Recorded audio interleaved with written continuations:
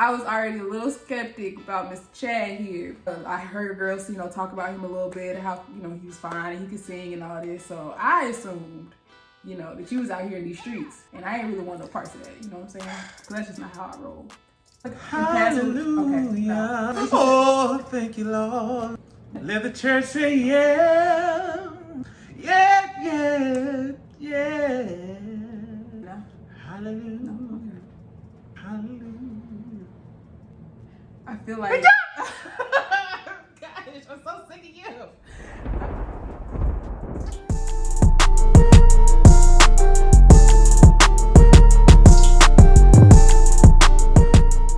Whoa there, before we get started with this next video, I just want to take the time to say, hey, if you like the shirts that me and my lady have on in this video, i.e. the Hope Dealer shirts, please look in the description, use our link, use our code to go to hopedealermovement.com, use our code RICHBOND, that is RICHBOND, to get 15% off on these shirts. Get you a Hope Dealer shirt, and while you're at it, before you go there, remember to like, comment, subscribe for this video. Tell us what you want to hear, what you want to know, and if you want to see her back on the channel. But on to the video. What's up, YouTube? It's your boy Chad, aka Atlasthemd student. Please don't forget the student. And today we are back again with some more free game for y'all. And today I brought along a very, very special guest. But before we get to her and our topic for today, please go ahead and like and subscribe and comment. If you have not done so already, please go ahead and do that.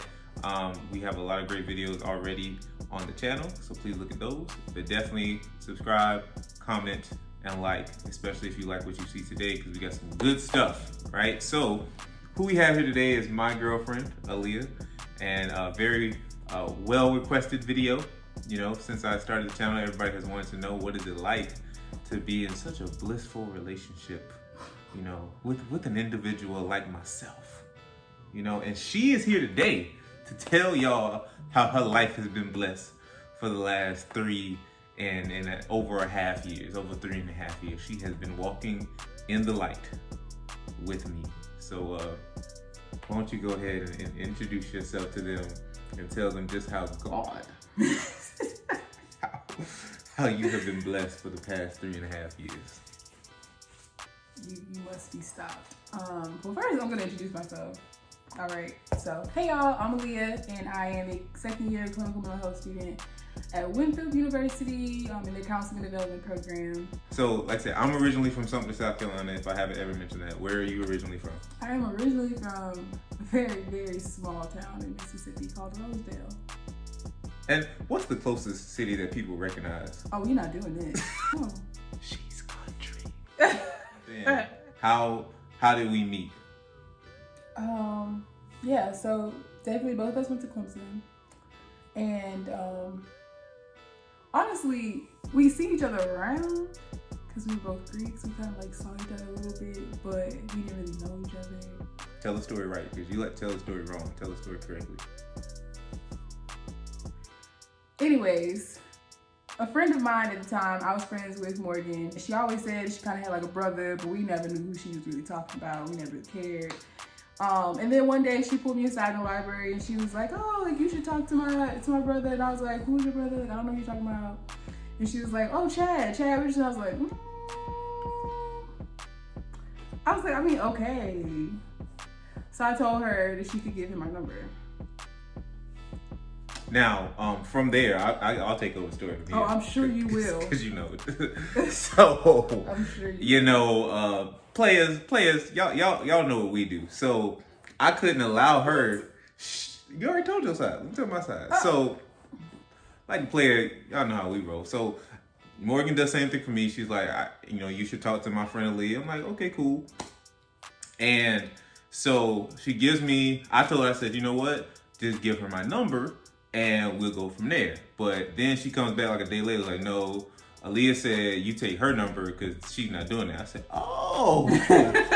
Oh. Okay, well, first off, hey, this ain't your part. No. I'm going to interject because the reason why I was more so well, first off, I've never really been that type to be very forward. I'm not that woman. But Also, I was already a little skeptic about Mr. Chad here because I assumed, and I shouldn't have, I assumed that he was out here being like a little player and stuff, you know. Because I didn't know him from a can of paint. I just knew, you know, he was alpha and all. I heard girls, you know, talk about him a little bit, how, you know, he was fine and he could sing and all this. So I assumed, you know, that you was out here in these streets. And I ain't really want no parts of that, you know what I'm saying? Because that's just not how I roll. She stereotyped me. I did. And I regret it. I will say that. I should not have done that. Now, continue, before I was interrupted, all right, so as my player card says, you know, you don't just sit there and let her dictate the rules. So she was like, okay, you take my number. So I took the number, but I waited a good 4 days. I think I got the number on Sunday, and I didn't text you until Wednesday, something like that. Thursday. Whatever day it was. Right. Yep, I did it on purpose, did not text her. And it worked, because she had already, you know, told our friend, like, he ain't text me. My friend come back to me and was like, what are you doing? You making me look bad. I said, shh, I got this. So I finally texted her that day, and she says her phone died. That's what she claimed. We were texting, what's up, thing going well. And all of a sudden, nothing for hours. So I'm like, bet, no harm, no foul, moving on. Miss one, next 15, one coming. Boom. That's what you thought? Not necessarily. Oh, okay. Because you telling me to tell a story, right? And you want to be over here. I knew you was going to act up, too. I knew it. Relax. We trying to tell a story. But meanwhile, we can both agree that after that, you know, we talked, you know, one thing, another, a couple dances at parties, and, you know, go on a date here and there. And then next thing you know, December 30th, 2016, you know, here we go. Boom. Yeah. What was it like from both of our perspectives when I got accepted into medical school and, you know, I had to leave and come to Charleston, and then you were going to still be up in Clemson? How did you approach that? What was that like for you?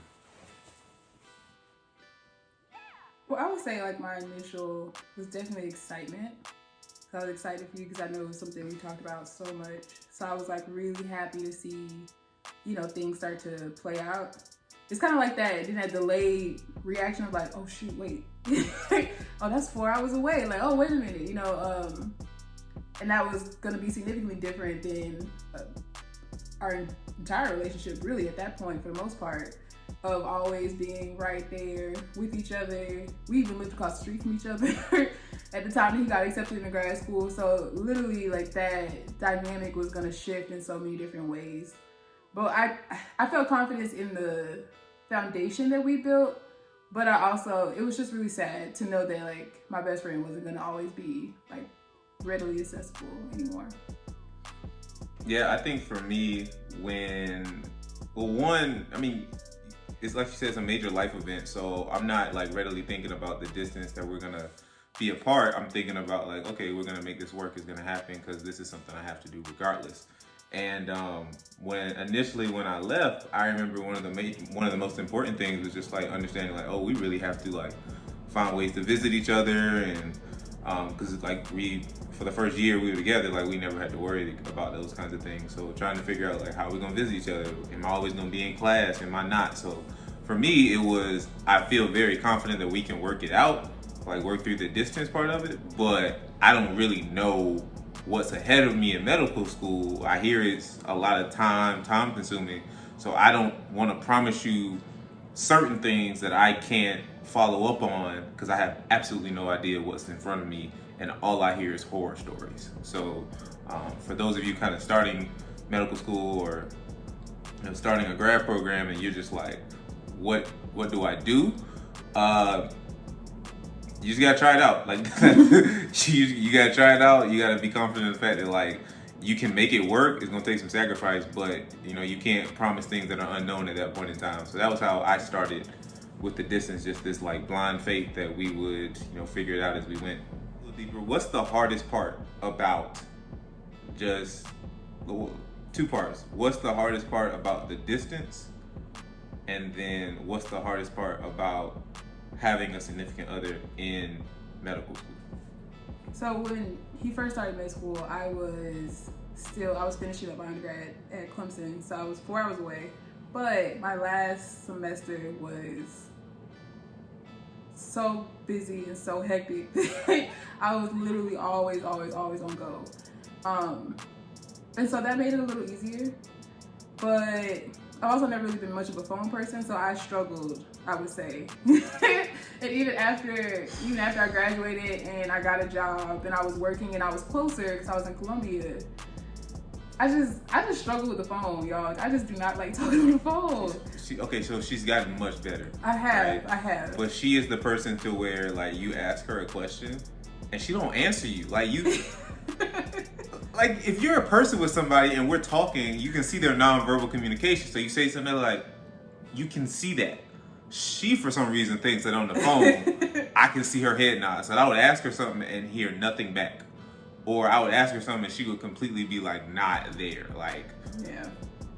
Cause I feel like I'm always doing something. It's not a whole lot of time in my life where I'm just like laying around or just sitting down. So like even if we try to FaceTime, it's like I'm holding the phone, but like I'm trying to do this, or like I'll put the phone down. It's just like there's no point in being on FaceTime with you because I'm still trying to be moving around. So that made it harder. Communication wise, we really had to learn what worked best for us in terms of communicating, because that was gonna be our saving grace. We were really good, well, we always have been really good communicators from the jump. Like, I mean, we talk. So that part I knew wasn't necessarily a hard thing. It was just a matter of adjusting and trying to, I guess, reposition what our communication styles look like, because now we're not sitting in person, which has always been worked really well for us. So I think that would be the biggest thing, just like really adjusting to wanting to talk to you, but like hating talking on the phone, but like having to figure out how to make it work anyways. And not have you around. Like sometimes that really sucks. So like even now being in grad school, like I have days that are really long. Sometimes I have hard days. Sometimes my days are really good. They're just very long. Most of my days in grad school pre-pandemic, I was on campus from about 9 a.m. until like 8 o'clock at night. So I come home and sometimes that would be the time I just wish I could just like hang out with him on the couch before bed, or, you know, like eat dinner with him. But I can't. So I think that also is like one of the harder parts of it. So to the answer to like the distance question for me, I remember when I met her, you know, I was coming from a place from our previous relationship where it was like, I didn't really understand the concept of missing somebody when they weren't around you. You know what I mean? So a lot of times people be like, oh, I miss you. And I'd be looking back at them like, I got by. So I mean, I kind of let her know that when we first started. I was like, I'm not really familiar with this whole like missing idea. And I knew that, you know, we were onto something when like you really just kind of miss having that person with you when I was in school. And for me, like, when you're very busy, as she mentioned, like you can kind of get caught up in the stuff you're doing. So obviously med school, you got class, labs, weekends, you're studying. So you're doing a lot. So it was easier for my mind to like not stay focused on her a lot of the time. The problem was when you did have free time, or when I did have free time, like I wanted to be able to spend it with her like how we did in college. And you can't do that because they're not right there. The other part is, and she had to like let me know this one time, which was you can get very caught up, or I could get very caught up in like my schedule's really, really busy. And when I get the free time, the other person should have free time. So it was a lot of times when like I would get free and I would call her, fully expecting her to just be like right there, ready to talk, ready to go. And she's like, I'm doing something. And I'd be like, you know, in your head, naturally it's just like, well, I'm ready now. Like, all before you telling me I ain't got no time. Now I got time and you ain't got it. This is your fault. But I mean, it takes some time to kind of understand, like, just because you have a very busy thing doesn't mean the other person's not busy.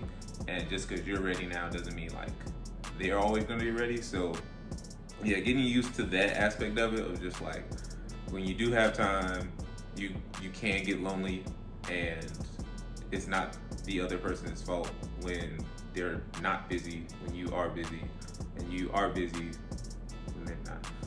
Y'all busy at different times. The schedules don't match. Yeah, what's been the toughest part about having a significant other in medical school, specifically? Ooh, child. Yeah, I know you got something to say. I want to make sure you say it. Okay. A couple things are really difficult. Especially for somebody like me who has no interest in medicine whatsoever. Y'all, I don't like bodily fluids. I'm not super interested in the human body. I'm just not. Like. So, So sometimes people in medical school, you'll have a significant other who can like be there with you, like get you on the flashcards. They're quizzing you. They want to make sure that like you know what you're talking about. And poor baby, it just can't be her.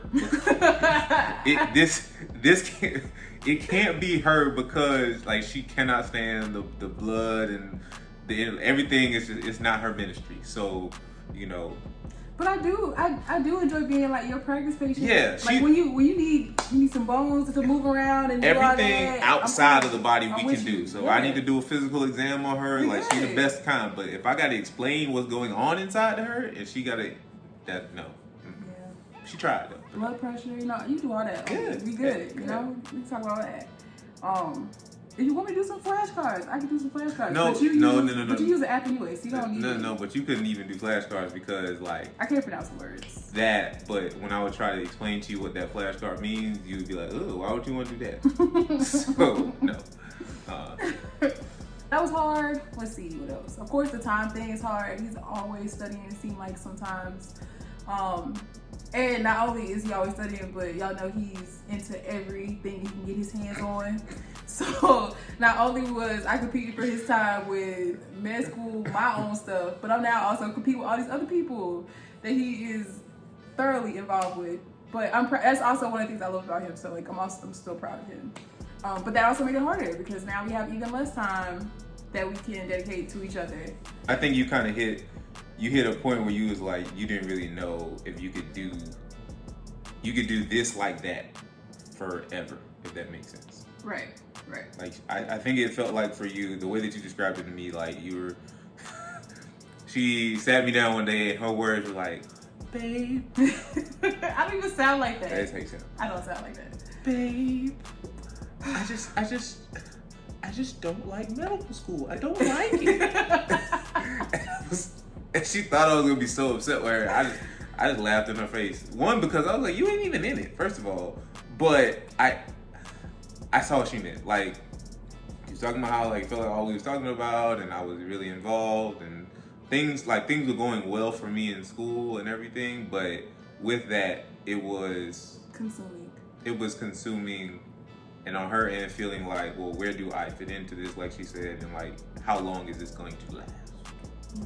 So I get that. Yeah. So that was hard from the moment that he was accepted into medical school. Oh, you gonna be a doctor's wife? Oh, you got you a doctor. Ooh. You know how many older black women almost got punched in their throat over that? They don't even know that they almost got punched in their throat over that. It wasn't even necessarily older black. You said older black women? Yeah. Oh, it was men too? What do you mean? No, it was a woman that told you. It's a combination of anybody that we didn't talk to. No, I'm saying, but most of the time it was older black, like older, church mothers and people who we run into, and they say that, and they thinking you gonna be happy. It's black people in general. Boy, don't tell that to her. Listen, if you're watching this right now and you see on the street, don't say it. But it's not, it's not Don't that. do It's it. just that I think for me, even before meeting him, I was about a single mother, okay? And I was taught independence from a young age. So for me, I've always wanted to do my own thing, be my own thing, and not be reduced down to being the wife of a doctor. Like, that's nice. I'm very proud of him. I'm glad, you know what I'm saying? But I plan to be a doctor myself, you know what I'm saying? I plan to get my doctorate. So, like, somebody will be calling me Dr. Sue, so then what? I'm still a doctor's wife? You know what I'm saying? Like, I got my own thing going on. I want my own career, make my own money. I've always said that regardless of whether I get married to someone or not, I always want to be able to, provide for myself and have my own thing going on. So I think that statement for me, after a while, it just started to get really old, y'all. Like, I'm with you, boo. You know what I mean? Like, you a strong black woman. Independent black woman who don't need no man. okay, thank you. So I'm out. That's what you said. So you done? You said, I'm a strong black woman who don't need no man. I didn't do all that either. That's what you I said. didn't do it. So you want me back? Y'all see what I gotta put up with? So you want me back? Why you so extra? So you want me back? Bring your parts over here, man. Come on now. Say, I want you back. I want you back. Time for this. She couldn't be without me. Ugh. Don't do it to her. You don't know how many times I had to pull her you know. He's being extra. Anybody, he never had to pull me, nothing. Yo, like, he's being extra. That's we not were true. we were at a banquet and that lady said, "Oh, so you gonna be a doctor's wife?" And I'm telling you, I had to grab her by the wrist. I did. No, you did not. I had to grab her by the wrist. It wasn't. In it full, wasn't a lady. It was a man. He was about to catch it too. No, it was when we was at your function. I know what it was, but I'm just saying. Listen, they was about to catch them hands. Nobody was about to catch me. She was gonna put the paws. He is exaggerating. Exaggerating. All right, so like on the flip side of that, for if you're the person in medical school and like you're going through this and you're trying to figure out like how does this work? How do you kind of alleviate some of the things she's talking about? So when we went through that, it's a lot. You have to understand as a person in medical school that, you know, you have a career path that one will not end after the 4 years that you get done in medical school. So whoever's with you, if you guys have decided that you are in this for the long haul, then the person who is not in medical school, regardless of what their career is, the fact of life is that the perception is that they will always take a second row to whatever your career path is. Like that's the perception from others that they're walking into, right? Your role in simple should be to kind of put them right beside you in the passenger seat by any means possible, which is to make them feel like they have just the say in what goes on as you do. And the only way to do that is to understand that like they are making a lot of sacrifices. Like she has made a lot of sacrifices to be able to help me continue to do well in medical school, add to my life, and like not really, you know, be the distraction. Is that the word, I guess? So understanding that like she makes a lot of sacrifices for me, that I need to be able to do the same for her in the ways that I can. And so one of the things for me, it basically means like the things that are super important for her need to be like just as important for me. She was graduating from Clemson and she was like, "Are you gonna be able to come to my graduation?" It was my first semester in medical school and we knew it was coming. We looked at the dates and I think I had my last exam of first semester the day after her graduation. And this was the biggest exam. It was cardio poem. So that means it was about 200. It was the max questions we could have. So like 270 some questions. The biggest exam we had had yet. My parents were like, you know, we want you to do well on your test. She's saying, I want you to do well on your test, but I know she would love for me to be there. And for me, it was like, this is your time to figure out like, you can be that boyfriend or you can be that boyfriend. Like which one you gonna be? And it's like, I just said, you know, she's done a lot to support me even when she couldn't figure everything out. She just wasn't the most comfortable with everything. And this is my chance to be able to do the same for her. So I was like, I made up my mind, I was like, I'm gonna go. So I started studying earlier. Like these are things as a medical student you can do. Like I started my test prep, whatever I used to do for exams, I bumped it up by a week to where when test day came, I was ready to go and I could afford to miss a day, basically, right? I missed, like basically missing a full day and a half to go to her and be back. So basically I went, bumped everything up, drove to Clemson. When I woke up like early that morning, 4 o'clock in the morning in Charleston, drove to Clemson that 4 hours. I think I literally made it just in time to like see you walk in. Because my parents were, everybody was already seated when I got there. So drove over there, made it just in time to park, get in, see the graduation open, and then surprised her because she had absolutely no idea I was coming. I told her I wasn't, and she cried. Oh, yeah.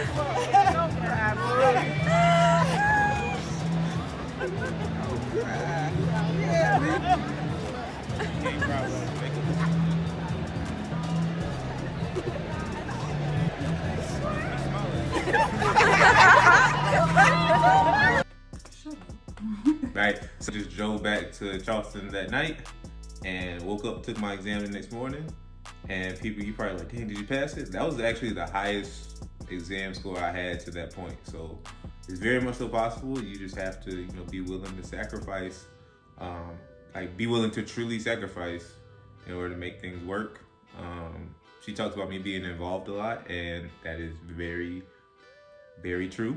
You know, I salute her for you know, hearing about all of the mentees and all the friends and this interest group and this committee and that committee and all the time it takes away, people kind of pulling me in different situations, and she just rolls with it and encouraged me to, you know, still be me. So having all that, I have to understand that, like, when we make plans, our plans don't change from that. So even with all the stuff I got going on, I need to be able to handle that and it not impede against something that we've made a priority for us. You do a really, really good job of like letting me know that I'm a priority. Like, I don't have to question that.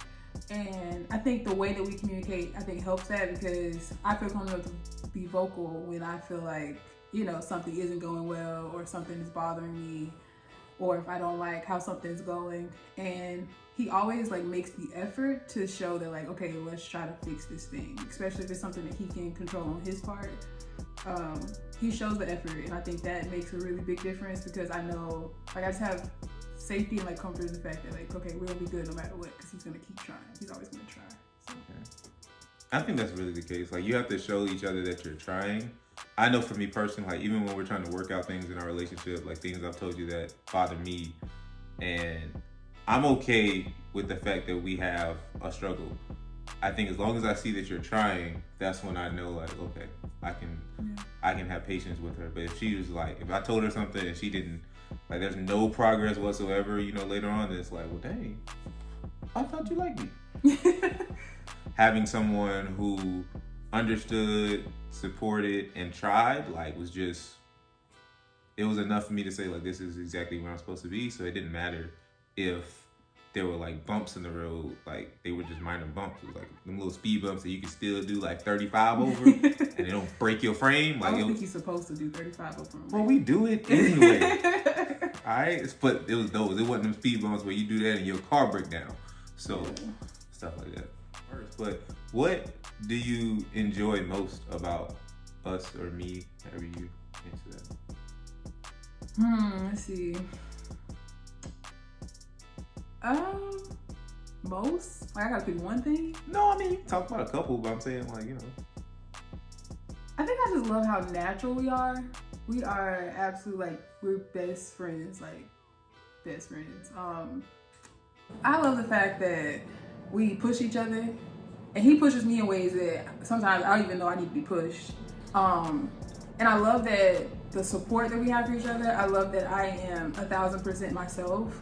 And I don't fear vulnerability with him. Like, I don't have to hold back. I can just completely be me. And that is harder to find than not these days. Like, I love how real we are as a couple.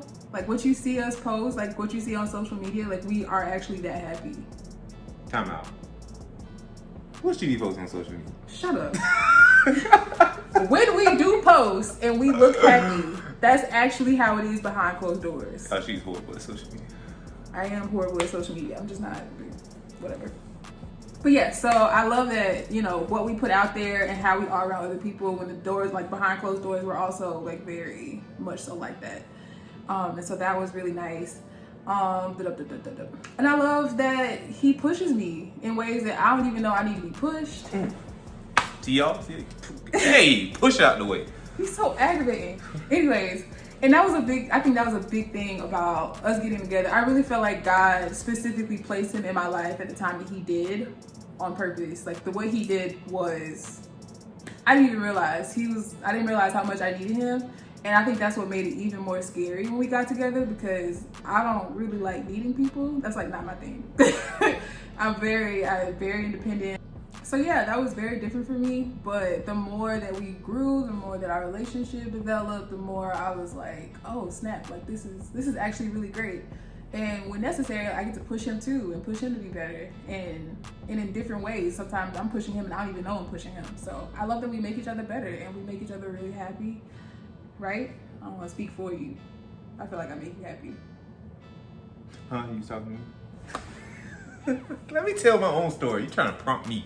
This is your time. Anyways, but yes, that's what I love about us. Very happy, very natural. Oh, and I love that we both love the Lord. That was a part of, I feel like Hallelujah. Okay, no. Oh, thank you, Lord. Let the church say yeah. Yeah, yeah, yeah. You done now? Hallelujah. No, okay. Hallelujah.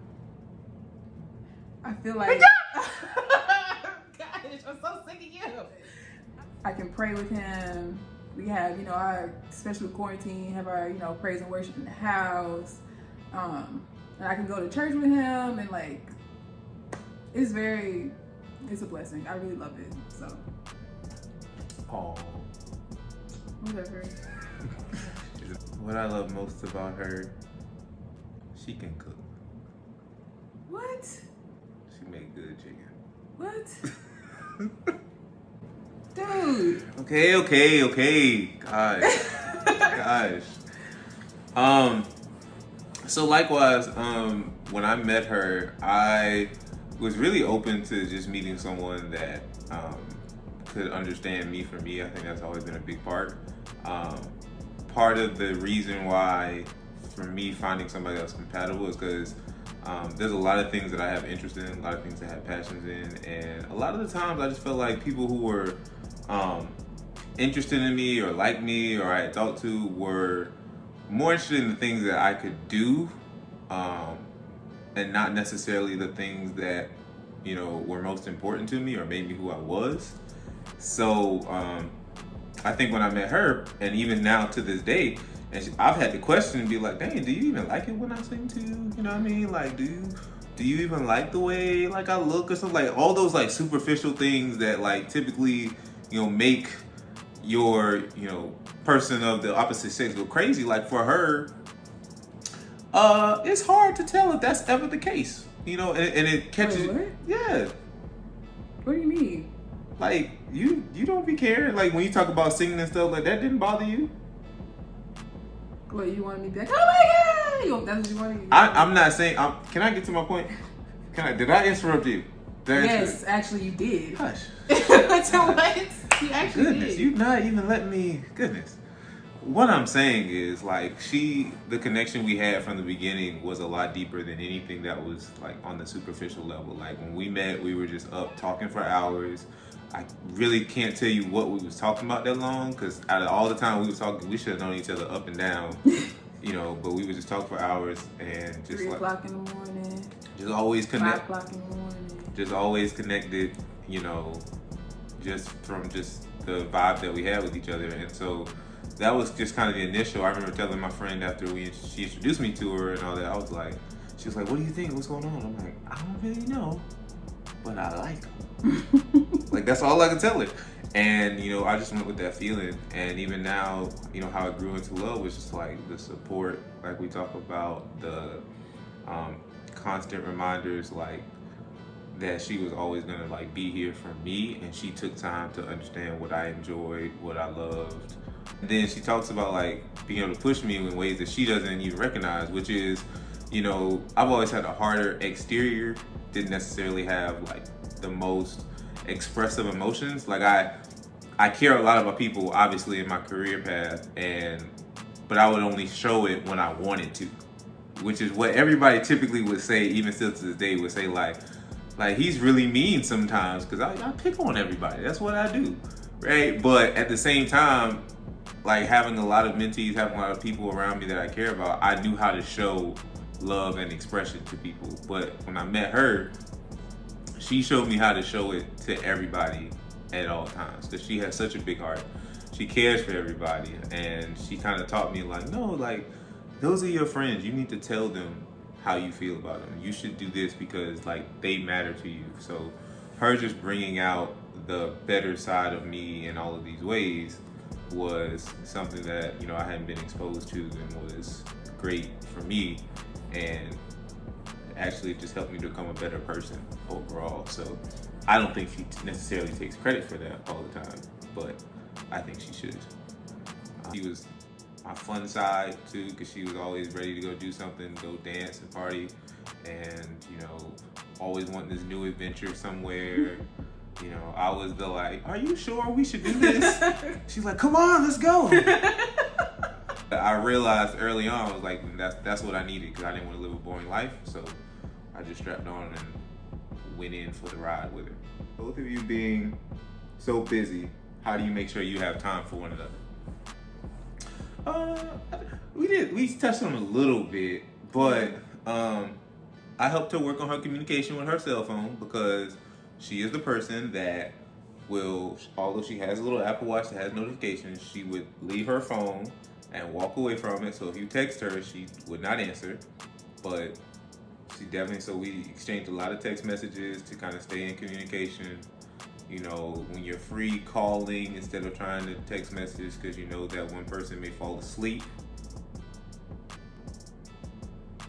But, you know, calling when you get a chance, FaceTime and stuff like that. And then, like I said, prioritizing your time. When she comes to town, I try to make sure all my studying is out the way and we can dedicate that time. If I had to study, I would wake up early, like 5 o'clock, 6 o'clock in the morning while she's sleeping and do all my studying then so that when she woke up, you know, I don't feel guilty about missing any studying and I can just be me and her.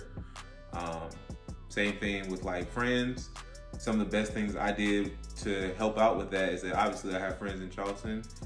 When we all met in orientation and everything, like I brought her along so that she felt like a part of the group. And even now, backfired in my face because they care more about her sometimes than they care about me. They happier to see her. You know, we somewhere other than Charleston and they see her, she ain't y'all classmate. How about that? But I digress. You're always over-exaggerating. Whatever. But yeah, just prioritizing it, you know, making your friend groups kind of unite so that you don't have to separate and say, you know, make somebody feel like they're outcast when you're trying to spend time. Like everybody should gel together. I think it's really important when we're leaving each other for a weekend or whatever, where we kind of schedule, even if it's subject where it might change, we'll still already figure out, okay, when am I going to see you next? And it makes it a lot easier. So like we're already like finding weekends or finding time for in the future. Because otherwise it's just kind of like, when am I going to see you again at this point? So we force ourselves to like pick a weekend, pick a date. Be like, okay, I'll see you on this, da-da-da-da. Yeah. And as like the medical student, it's because most of the time for me, it's my schedule that we're trying to work around a little bit, especially probably gonna be now in the clinical years more than when I was just like in classes. It's really, really important to like, if something changes, like let them know like at that point in time so that, you know, we can alter, but they're not like actively getting their hopes up for something and you change last minute. You know, things out of your control, we got it, but if you can control it and know ahead of time, then, you know, plan ahead of time. That planning part is really key so that, you know, you don't just kind of go by the seat of your pants and next thing you know, you don't see that person for 2-3 months and y'all don't even know where y'all stand anymore.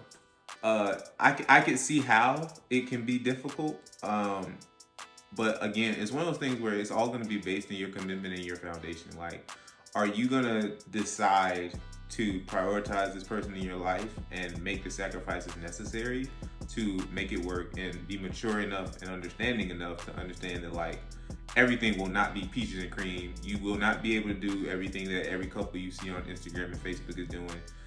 You may not be able to take trips every month and all this kind of stuff. Like it just, you have to look at the way your relationship is and not compare yourself to anyone else and allow the two of you to create your own narrative about what's going on. But how often do we get to go on dates? How often do we get to go on dates? We go on a date every time one of us visits the other.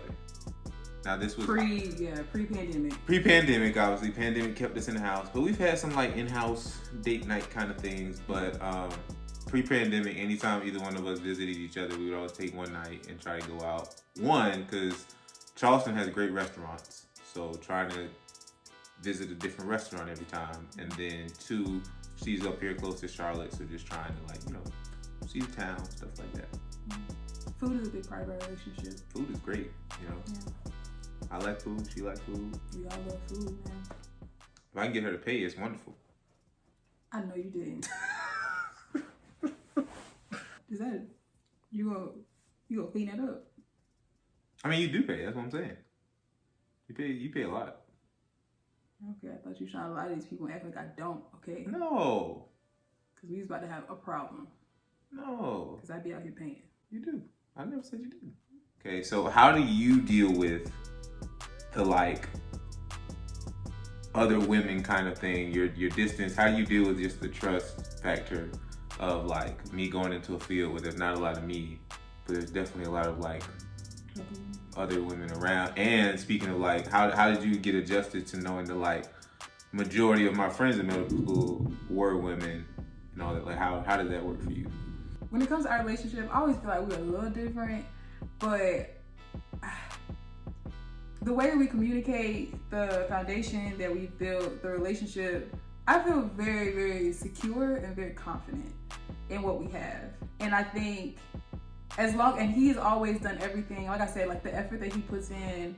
I mean, like, who's driving at 4 a.m. to a graduation when they have an exam the next day? I mean, the things that he has done, the conversations that we've had, and the support and the love that we've shown towards each other, I think that has created like a safety, I guess. I don't know how else to put it, but a safety that, you know, he can go into a hospital full of nurses, and whether they flirt with him or not, like, he knows what he got at home, you know? Like, he knows that what we have means more to him than something else. And for me, I just don't see the point of worrying about, oh, well, maybe he tried to talk to this one, or maybe, you know, classmates, stuff like that. I mean, his friends have told me about, you know, a couple girls that, you know, was looking at him or whatever. Don't be looking at me like that, like it ain't happening. God, you just airing out all the business, though. You asked me a question and I'm answering it. Gosh. Anyways, and even with that, they were able to tell me, like, but he ain't, you know, he barely even so they did clean it up? Because I didn't know that they cleaned it up. You was sitting right there. Oh, okay. I remember it was Bash the Midnight. That's all I remember. So. Nobody was doing that. But shout out to y'all for cleaning it up, because y'all, you know, Whatever. Sometimes I'll be wondering if y'all have my back when it comes to her. Whatever. God. Okay. Anyways. I think so that really, I just feel secure. Honestly, I don't have time to be worried about what he's doing when I'm not around. If I'm doing that, then like, what good is the relationship? That's not healthy for me or him. And like you said, like, he's brought me around his friends before. Honestly, they're all dope. Like, I've never had any, I don't know why, but I've never had any concerns about him and his female friends. I mean, the friend that hooked us up, the reason we even together right now is a female, and they still best friends. So honestly, I don't see the point of getting all riled up about that. Me personally. I mean, I appreciate it, obviously. You ain't stupid. Hey, there you go. But I mean, I appreciate, you know, her take on that. Because I mean, there's sometimes, fellas, you know, not every woman's gonna be the same, and you know, you sometimes knowing that like you're a black male, you're going into a field where there's not a lot of you, you know, 2.5%, whatever it is.